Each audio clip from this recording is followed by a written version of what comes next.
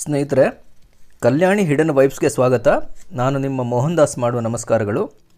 ಇಂದು ಶ್ರೀ ಗುರುಚರಿತ್ರೆಯ 24ನೆಯ ಅಧ್ಯಾಯವನ್ನು ಪಾರಾಯಣ ಮಾಡೋಣ. ಬನ್ನಿ. ಶ್ರೀ ಗಣೇಶಾಯ ನಮಃ. ಶ್ರೀ ಸರಸ್ವತ್ಯೈ ನಮಃ. ಶ್ರೀ ಗುರುಭ್ಯೋ ನಮಃ. ಸಿದ್ಧನು ಯತಿಯನ್ನು ಕುರಿತು, ಸ್ವಾಮಿ, ಶ್ರೀ ಗುರುಗಳ ಕಥೆಯು ಮುಂದೆ ಎಂತು ವರ್ತಿಸಿತು, ಅದನ್ನೆಲ್ಲ ವಿವರವಾಗಿ ನಮಗೆ ನಿರೂಪಿಸಬೇಕು ಎಂದು ವಿನಂತಿಸಿದನು. ಶಿಷ್ಯನ ವಚನವನ್ನು ಕೇಳಿ ಸಿದ್ಧಮುನಿಯು ಹೇಳತೊಡಗಿದನು. ವತ್ಸ, ಕೇಳು. ಗುರುಚರಿತ್ರೆಯು ಅತ್ಯಾಶ್ಚರ್ಯಕರವೂ ಆಗಿದೆ. ಯಾವಾಗಲೂ ನರಹರಿಯನ್ನು ಧ್ಯಾನಿಸುವವನು, ನಿತ್ಯವೂ ಮಾನಸ ಪೂಜೆ ಮಾಡುವವನು ಆದ ತ್ರಿವಿಕ್ರಮ ಮಹಾಮುನಿಯು ಕುಮಸಿ ಗ್ರಾಮದಲ್ಲಿ ವಾಸಿಸಿದ್ದನಷ್ಟೆ. ಅಂತಹವನು ಶ್ರೀ ನರಸಿಂಹ ಸರಸ್ವತಿಗೆ ದಾಂಭಿಕ ಸನ್ಯಾಸಿ ಎಂದು ತನ್ನ ಮನದಲ್ಲಿ ನಿಂದಿಸುತ್ತಿದ್ದನೆಂದು ಹೇಳಿದೆಯಷ್ಟೆ. ಶ್ರೀ ಗುರುಮೂರ್ತಿಯು ಜ್ಞಾನವಂತನು, ವಿಶ್ವದ ಮನವನ್ನೇ ಗುರುತಿಸುವವನು. ತ್ರಿವಿಕ್ರಮ ಮುನಿಯು ತಮ್ಮ ನಿಂದೆ ಮಾಡುತ್ತಿರುವನೆಂದು ಅರಸನಿಗೆ ತಿಳಿಸಿದರು. ಅಲ್ಲದೆ ಶ್ರೀ ಗುರುಗಳು ಆಗ ತ್ರಿವಿಕ್ರಮ ಭಾರತಿಯನ್ನು ಕಾಣಲು ಕುಮಸಿಗೆ ಹೋಗುವುದಕ್ಕಾಗಿ ಕೂಡಲೇ ಹೊರಡಬೇಕೆಂದು ಹೇಳಿದರು. ಅದನ್ನು ಕೇಳಿ ಅರಸನು ಆನಂದಿತನಾದನು. ಬಗೆ ಬಗೆಯ ಅಲಂಕಾರಗಳನ್ನು ಮಾಡಿದನು. ಆಗ ಆನೆ, ಕುದುರೆ ಮತ್ತು ಕಾಲಾಳುಗಳೆಲ್ಲ ಶೃಂಗರಿಸಲ್ಪಟ್ಟವು. ಶ್ರೀ ಗುರುನಾಥನು ಅಂದವಾದ ಪಲ್ಲಕ್ಕಿಯಲ್ಲಿ ಕುಳಿತುಕೊಂಡು ಹಲವು ಬಗೆಯ ಗೀತವಾದ್ಯ ವೈಭವದೊಡನೆ ದೊಡ್ಡ ಸಮಾರಂಭದಿಂದ ಹೊರಟಿದನು. ಈ ವಿಧವಾಗಿ ಶ್ರೀ ಗುರುಮೂರ್ತಿಯು ಆ ಕುಮಸಿ ಗ್ರಾಮಕ್ಕೆ ಹೋದನು.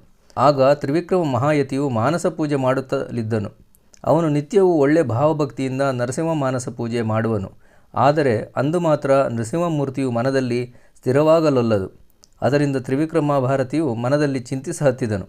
ಇಂದು ಹೀಗೇಕಾಗುವುದು? ನನ್ನ ಚಿತ್ತದಲ್ಲಿ ಮೂರ್ತಿಯು ಅದೇಕೆ ಬರಲೊಲ್ಲದು? ಅಕಟ, ಏನು ಮಾಡತಕ್ಕದಿದೆ? ತನ್ನ ತಪಸ್ಸಾಮರ್ಥ್ಯವೆಲ್ಲವೂ ವ್ಯರ್ಥವಾಯಿತು. ಬಹುಕಾಲದಿಂದಲೂ ಆರಾಧಿಸುತ್ತಾ ಬಂದಿರುವೆ. ನೃಸಿಂಹನು ಅದೇಕೆ ಉಪೇಕ್ಷಿಸಿದನು? ತಪಸ್ಸಿನ ಫಲವೆಲ್ಲವೂ ವ್ಯರ್ಥವಾಯಿತು ಎಂದು ಚಿಂತಿಸತೊಡಗಿದನು. ಇಷ್ಟಾಗುತ್ತಿರಲು ದೂರದಿಂದಲೇ ಶ್ರೀ ಗುರುವನ್ನು ಕಂಡನು. ನದೀ ತೀರದ ಕಡೆಯಿಂದ ಪಲ್ಲಕ್ಕಿಯೊಳಗೆ ಕುಳಿತಿರುವ ಗುರುನಾಥನು ಮಾನಸ ಪೂಜೆಯ ವಿಗ್ರಹದಂತೆ ಕಾಣಿಸಿಕೊಂಡನು. ದಂಡಧಾರಿಯಾದ ದಳವೆಲ್ಲವೂ ಸುತ್ತಲಿತ್ತು. ಅದರಲ್ಲಿ ನಡುವೆ ಮಾನಸ ಮೂರ್ತಿಯಾದ ನರಹರಿಯು. ಅದನ್ನು ಕಂಡು ಭಾರತಿಯು ಅಚ್ಚರಿಗೊಂಡು ನಮಸ್ಕರಿಸುತ್ತಾ ಹೊರಟನು. ಸಾಷ್ಟಾಂಗವಾಗಿ ನಮಸ್ಕರಿಸುತ್ತಾ ಹೋಗಿ ಶ್ರೀ ಗುರುಚರಣಗಳಿಗೆ ಎರಗಿದನು. ಮೇಲಕ್ಕೇಳುವಷ್ಟರಲ್ಲಿ ಸುತ್ತಲಿನ ಜನರೆಲ್ಲರೂ ಒಂದೇ ರೂಪದ ದಂಡಧಾರಿಗಳಾದ ಯತಿಗಳಾಗಿ ತೋರಹತ್ತಿದರು. ಎಲ್ಲರೂ ಒಂದೇ ವಿಧದಿಂದ ರೂಪ ಹೊಂದಿ ದಂಡಕಮಂಡಲುಧಾರಿಗಳಾಗಿ ಕಂಡರು. ಯಾರು ಚಿಕ್ಕವರು, ಯಾರು ದೊಡ್ಡವರು ಎಂಬುದೇ ಆ ತ್ರಿವಿಕ್ರಮನಿಗೆ ತಿಳಿಯದಾಯಿತು. ಆಗ ಅವನು ಭ್ರಾಂತಚಿತ್ತನಾದನು. ಭಯಭಕ್ತಿಗಳಿಂದ ಕೈಮುಗಿದುಕೊಂಡು, ಜಗದ್ಗುರುವೇ, ನೀನು ಬ್ರಹ್ಮ, ವಿಷ್ಣು, ಮಹೇಶ್ವರರೆಂಬ ತ್ರಿಮೂರ್ತಿ ರೂಪನು. ಅಜ್ಞಾನಿಯಾದ ಮಾಯೆಯಿಂದ ಸುತ್ತುಗಟ್ಟಿದ ನನಗೆ ನಿನ್ನ ಸ್ವರೂಪ ಜ್ಞಾನವು ಆಗಲೊಲ್ಲದು. ಸ್ವಾಮಿ, ನನ್ನ ಮೇಲೆ ಕೃಪೆ ಮಾಡಿ ನಿಜ ಸ್ವರೂಪಿಯಾಗು. ಎಲೈ ಗುರುನಾಥನೇ, ನಿನ್ನ ನಿಜ ಸ್ವರೂಪವನ್ನು ಕಾಣುವುದು ನಮಗೆ ಅವಶ್ಯವು. ಈಗ ಈ ಚರ್ಮಚಕ್ಷುಗಳಿಂದ ನಾವು ನಿನ್ನನ್ನು ನೋಡಲಾರೆವು. ಎಲ್ಲ ಭೂತ ಮಾತ್ರರಲ್ಲಿಯೂ ವ್ಯಾಪಕನಾದವನು ನೀನು. ನರಸಿಂಹನೆಂಬ ಯತಿರೂಪದ ಮೂರ್ತಿಯಾಗಿರುವೆ. ಆದ್ದರಿಂದ ಎಲ್ಲರೂ ಶ್ರೀ ನರಸಿಂಹ ಸರಸ್ವತಿ ಯತಿಗಳಂತೆ ಏಕರೂಪವಾಗಿ ತೋರುತ್ತಿರುವರು. ಆದರೆ ಈ ನಿನ್ನ ವಿಶ್ವಮೂರ್ತಿಗಳಲ್ಲಿ ನಾನು ಯಾರಿಗೆ ವಂದಿಸಲಿ? ಯಾರ ಮುಂದೆ ನನ್ನ ಕಾರುಣ್ಯವನ್ನು ತೋರಲಿ? ಯಾರು ತ್ರಿಮೂರ್ತರೆಂಬ ಗುರುತನ್ನು ನಾನು ಗುರುತಿಸಿರುವೆ? ಸ್ವಾಮಿ, ನಿನ್ನ ನಿಜರೂಪವನ್ನು ದಯಮಾಡಿ ತೋರು. ನಾನು ಬಹುಕಾಲ ತಪವನ್ನು ಆಚರಿಸಿದೆ. ನಿನ್ನನ್ನು ಸದಾಕಾಲವು ಮನಸ್ಸಿನಿಂದ ಪೂಜಿಸಿದೆ. ಅದೆಲ್ಲಕ್ಕೂ ಇಂದು ಫಲವುಂಟಾಯಿತು. ಇಂದು ನೀನು ಸಾಕ್ಷಾತ್ ಮೂರ್ತಿವೆತ್ತು ದರ್ಶನವಿತ್ತಿ ನೀನು ವಿಶ್ವವನ್ನೇ ಉದ್ಧರಿಸಲೆಂದು ಭೂಮಿಯ ಮೇಲೆ ಅವತರಿಸಿರುವೆ. ಇನ್ನು ನಮ್ಮ ಉದ್ಧಾರಕ್ಕಾಗಿ ನಿನ್ನ ಚಿನ್ಮಯ ವಿಶ್ವರೂಪವನ್ನು ತೋರು. ಆ ತಪಸ್ವಿಯು ಹೀಗೆಂದು ಶ್ರೀ ಗುರುವನ್ನು ಸ್ತುತಿಸಿದನು. ಅದರಿಂದ ಶ್ರೀ ಗುರುಮೂರ್ತಿಯು ಸಂತೋಷಪಟ್ಟನು. ಭಕ್ತನಿಗಾಗಿ ಒಂದೇ ನಿಜಮೂರ್ತಿಯಾದನು. ಆತನ ಸುತ್ತಲಿನ ಸೈನ್ಯವೆಲ್ಲವೂ ಮೊದಲಿನ ರೂಪದಲ್ಲಿ ವ್ಯಕ್ತವಾಗಿ ತೋರತೊಡಗಿತು.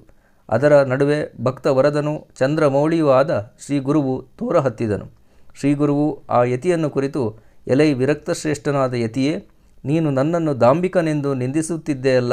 ಈ ಕಾರಣದಿಂದ ನಿನ್ನ ಭಕ್ತಿಗಾಗಿ ಈಗ ನಿನ್ನ ಹತ್ತಿರ ಬಂದಿರುವೆ. ನೀನು ನಿತ್ಯವೂ ಶ್ರೀ ನರಸಿಂಹಮೂರ್ತಿಯನ್ನು ಮನದಲ್ಲಿ ಪೂಜಿಸುವಿ. ದಾಂಭಿಕತನವೆಂಬುದು ಅದು ಹೇಗಿರುವುದು? ನಮಗೆ ಸವಿಸ್ತಾರವಾಗಿ ಹೇಳು. ನಿನ್ನ ಮನದಲ್ಲಿ ವಾಸಿಸುವ ಹರಿಯು ಅವನೇ ನಿನಗೆ ನಿರೂಪಿಸುವನು ಎಂದನು. ಶ್ರೀ ಗುರುಗಳ ವಚನವನ್ನು ಕೇಳಿ ಯತೀಶ್ವರನು ಆತನಿಗೆ ನಮಸ್ಕರಿಸಿದನು. ಅವಿದ್ಯಾ ಸ್ವರೂಪನಾದವನು ನಾನೊಬ್ಬನು. ಆದ್ದರಿಂದ ಸದ್ಗುರು ಶ್ರೇಷ್ಠನೇ, ನನ್ನನ್ನು ಕ್ಷಮಿಸು. ನೀನು ಲೋಕೋದ್ಧಾರಕ್ಕಾಗಿ ಅವತರಿಸಿದವನು. ತ್ರಿಮೂರ್ತಿಯ ಅವತಾರನು ನೀನೇ ಆಗಿರುವಿ. ನಾನಾದರೂ ಮಾಯಾಪಾಶದಿಂದ ಬದ್ಧನು. ಮಾಯಾ ರೂಪದಿಂದ ನನ್ನನ್ನು ನಡೆ ಹಚ್ಚಿರುವಿ. ಮಾಯಾ ಮೋಹವೆಂಬ ಕತ್ತಲೆಯಲ್ಲಿ, ಅವಿದ್ಯೆ ಎಂಬ ಸಾಗರದಲ್ಲಿ ಮುಳುಗಿರುವೆ. ಆದ್ದರಿಂದ ನಿಶ್ಚಿತವಾಗಿ ಪರಮಾತ್ಮನನ್ನು ಗುರುತಿಸಲಾರದವನಾಗಿರುವೆ. ಒಟ್ಟಾರೆ ನಾನು ಗೂಬೆಯಂತೆ ಕಣ್ಣಿದ್ದು ಕುರುಡನಾಗಿರುವೆ. ನೀನು ಪ್ರಕಾಶವನ್ನುಂಟು ಮಾಡೋ ಜ್ಯೋತಿ ಸ್ವರೂಪನಾಗಿ ನನಗೆ ಭೇಟಿಯಾಗಿರುವೆ. ಗುರುವೇ, ಸೇವಕನನ್ನು ಉದ್ಧರಿಸಬೇಕು. ಅವಿದ್ಯಾ ಮಾಯಾ ಸಮುದ್ರದಲ್ಲಿ ನಾನು ಈಜುತ್ತಲಿದ್ದೆ, ಆದರೆ ನನಗೆ ಆಚೆಯ ದಡವೇ ಕಾಣದಂತಾಗಿ ಮುಳುಗುತ್ತಲಿದ್ದೆ. ಜ್ಞಾನ ನೌಕೆಯಲ್ಲಿ ಕುಳ್ಳಿರಿಸಿಕೊಂಡು ಕಾರುಣ್ಯವೆಂಬ ಗಾಳಿಯನ್ನು ಬೀಸಿ, ಕೃಪಾಸಿಂಧುವೆ, ಸ್ವಾಮಿ ನಿಜಸ್ಥಾನದ ದಡವನ್ನು ಹತ್ತಿಸು. ನಿನ್ನ ಕೃಪೆಯನ್ನು ಪಡೆದವನು ದುಃಖ ದೋಷದಿಂದ ದೂರವಾಗುವರು, ಕಾಲಕರ್ಮಗಳನ್ನು ಜಯಿಸುವನು, ಪರಮಾತ್ಮನಲ್ಲಿ ಮಗ್ನನಾಗುವನು. ಹಿಂದೆ ಪರಮಾತ್ಮನು ಅರ್ಜುನನಿಗೆ ವಿರಾಟ ರೂಪವನ್ನು ತೋರಿಸಿದನು ಎಂದು ಮಹಾಭಾರತದಲ್ಲಿ ವಿಸ್ತರಿಸಲ್ಪಟ್ಟ ಕಥೆಯನ್ನು ಕೇಳಿದ್ದೆನು. ಅದರಂತೆಯೇ ಇಂದು ನೀನು ನನಗೆ ನಿಜ ಸ್ವರೂಪವನ್ನು ತೋರಿದಿ. ಅತ್ಯದ್ಭುತವಾದ ಅನಂತ ಮಹಿಮೆಗಳಾದವು. ಭಕ್ತವತ್ಸಲ, ಗುರುನಾಥ, ಅವನ್ನು ನಾನು ಎಷ್ಟೆಂದು ಹೊಗಳಲಿ? ಜಗದ್ಗುರುವೇ, ನಿನಗೆ ಜಯ ಜಯಕಾರವಿರಲಿ.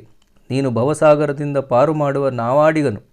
ನರಸಿಂಹ ಸರಸ್ವತಿಯೇ, ನೀನು ತ್ರಯಮೂರ್ತಿಯ ಅವತಾರಕನು. ಸ್ವಾಮಿ, ನಿನ್ನ ಚರಣಗಳ ದರ್ಶನದಿಂದ ನಾನು ಕೃತಾರ್ಥನಾದೆ. ಯಾವ ಬಗೆಯ ಆಯಾಸ ಪ್ರಯತ್ನಗಳಿಲ್ಲದೆ ರತ್ನಚಿಂತಾಮಣಿಯು ದೊರೆತಂತಾಯಿತು. ಶಾಪಗ್ರಸ್ತರಾದ ಸಗರ ಪುತ್ರರ ಮೇಲೆ ಗಂಗೆಯು ಹರಿದು ಬಂದುದರಿಂದ ಅವರ ಉದ್ಧಾರವಾಯಿತು.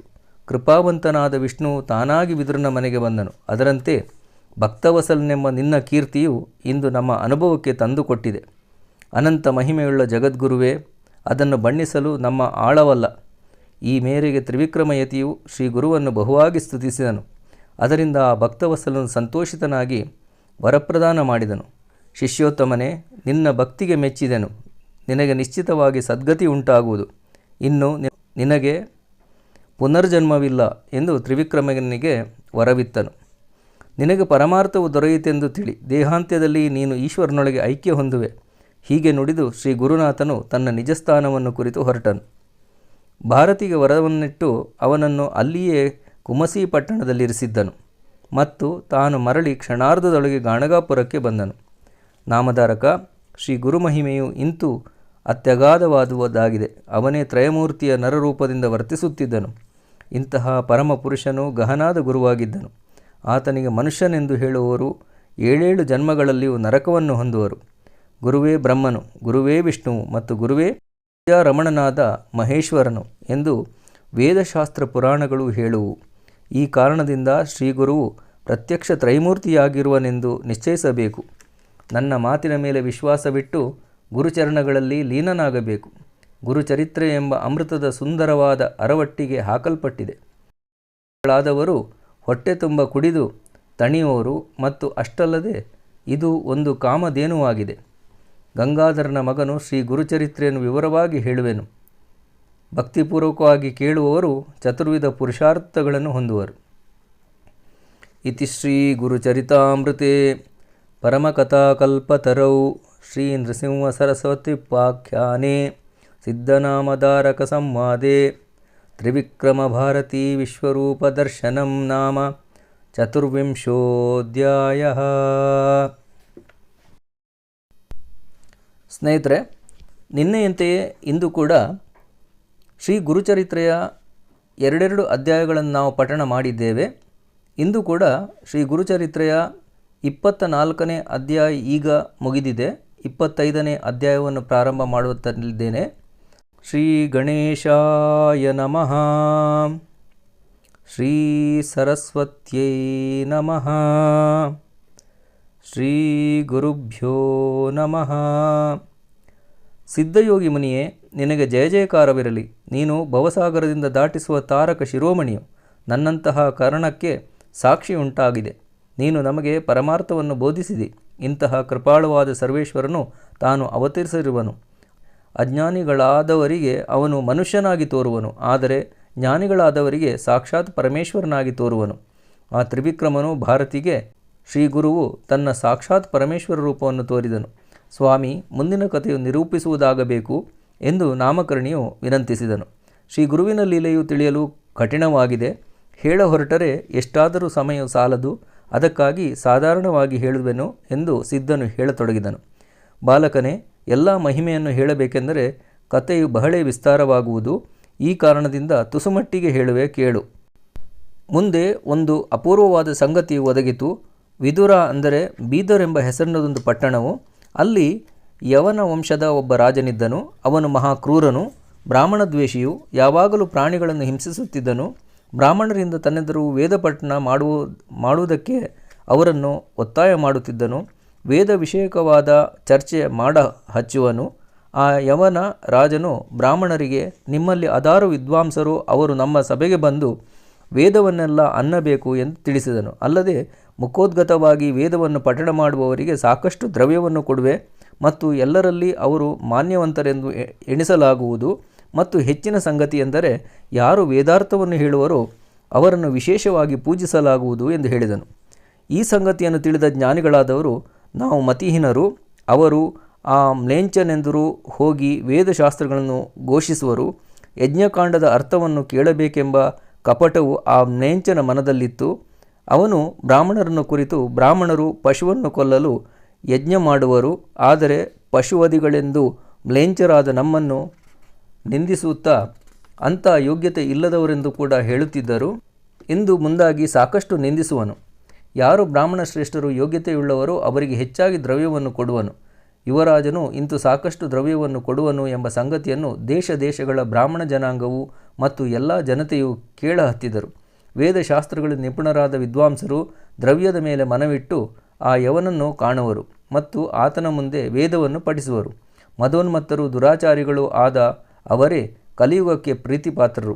ಇಂತಹ ಮಂದಮತಿಗಳಾದ ಬ್ರಾಹ್ಮಣರೇ ಯವನ ಪಟ್ಟಣದ ನಿವಾಸಿಗಳಾಗಲು ತಕ್ಕವರು. ಹೀಗೆ ಇರುತ್ತಿರಲು ಒಂದು ದಿನ ದುರ್ಭಾಗ್ಯರಾದ 2 ಬ್ರಾಹ್ಮಣರು ಬಂದು ರಾಜನಿಗೆ ಭೇಟಿಯಾದರು.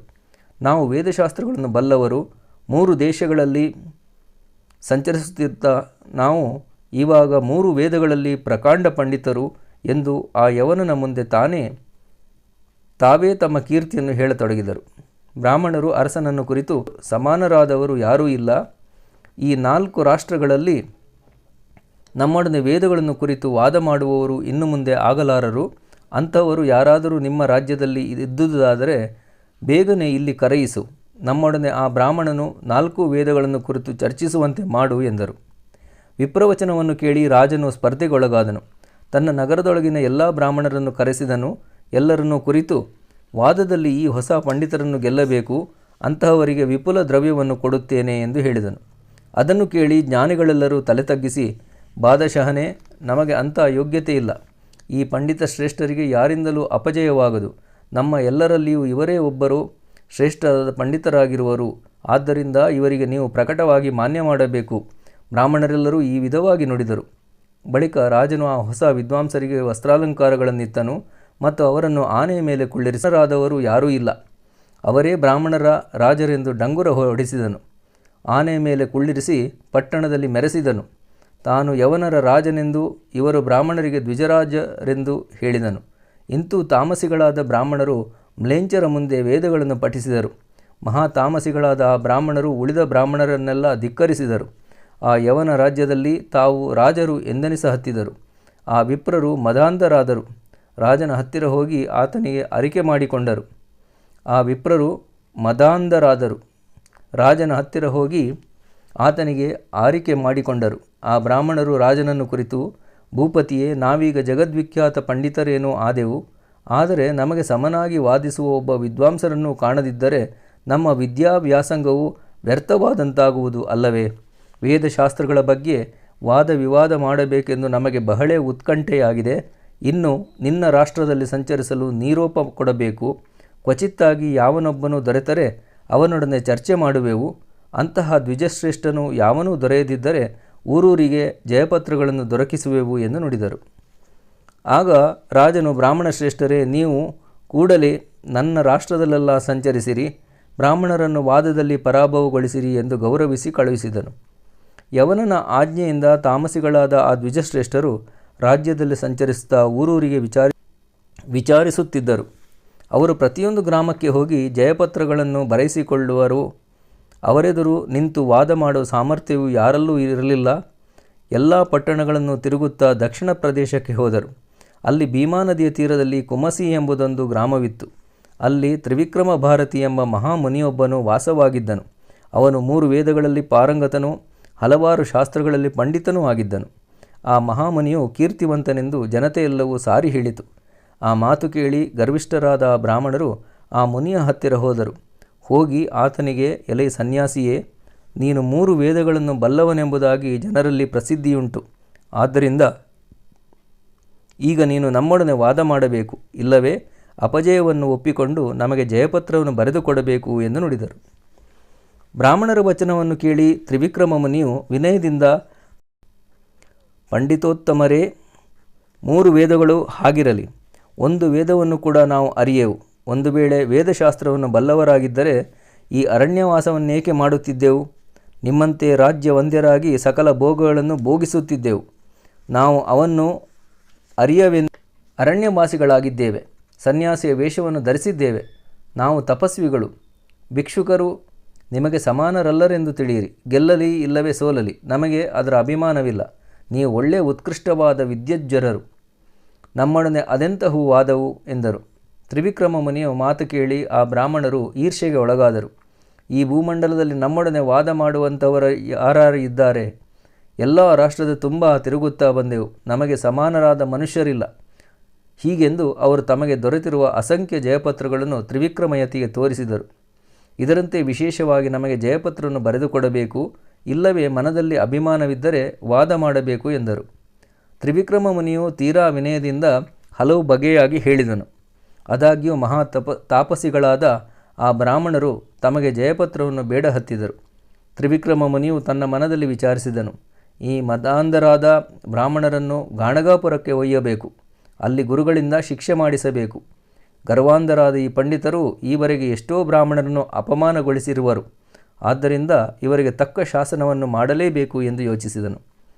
ಮತ್ತು ಆ ಪಂಡಿತರನ್ನು ಕುರಿತು, ಹಾಗಾದರೆ ಈಗ ನಾವು ಗಾಣಗಾಪುರಕ್ಕೆ ಹೋಗುವ. ಅಲ್ಲಿ ನಿಮಗೆ ವಿಸ್ತೃತವಾದ ಜಯಪತ್ರವನ್ನು ಕೊಡುವೆ. ಅಲ್ಲಿ ನಮ್ಮ ಗುರುಗಳು ಇದ್ದಾರೆ. ಅವರ ಎದುರಿನಲ್ಲಿ ನಿಮಗೆ ಜಯಪತ್ರವನ್ನಾದರೂ ಕೊಡಬಹುದು, ಇಲ್ಲವೇ ನಿಮ್ಮ ಮನಸ್ಸಿನ ಭಾರವನ್ನಾದರೂ ಇಳಿಸಬಹುದು. ಹೀಗೆ ಕರಾರು ಮಾಡಿಕೊಂಡು ತ್ರಿವಿಕ್ರಮ ಮಹಾಮುನಿಯು ಗಾಣಗಾಪುರಕ್ಕೆ ಹೊರಟರು. ಆ ಪಂಡಿತ ಬ್ರಾಹ್ಮಣರಿರುವರು ಪಲ್ಲಕ್ಕಿಯನ್ನೇರಿ ಆತನ ಹಿಂದೆ ಹೊರಟರು. ಮೂಢ ಬ್ರಾಹ್ಮಣರು, ಅಜ್ಞಾನಿಗಳು ಸನ್ಯಾಸಿಯನ್ನು ನಡೆ ಹಚ್ಚಿದರು.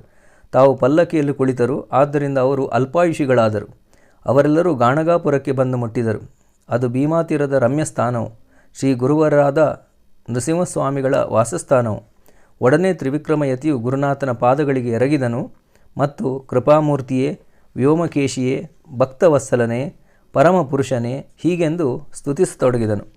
ಜಗದ್ಗುರುವೇ, ನಿನಗೆ ಜಯ ಜಯಕಾರವಿರಲಿ. ನೀನು ನಿರ್ಗುಣನು, ನಿರ್ವಿಕಾರಿಯು, ತ್ರಯಮೂರ್ತಿಯ ಅವತಾರನು, ಅನಾಥ ರಕ್ಷಕನು.